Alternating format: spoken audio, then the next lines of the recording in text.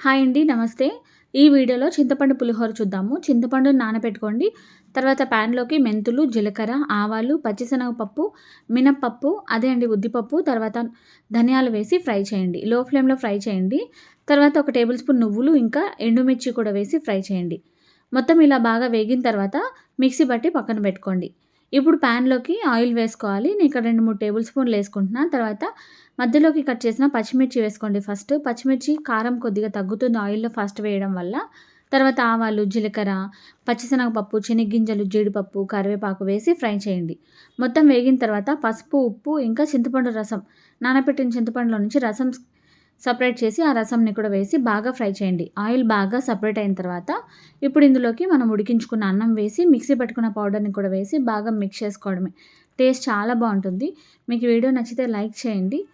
ఈ పండగకి ఇలా ట్రై చేయండి. అంతే వీడియో. బాయ్.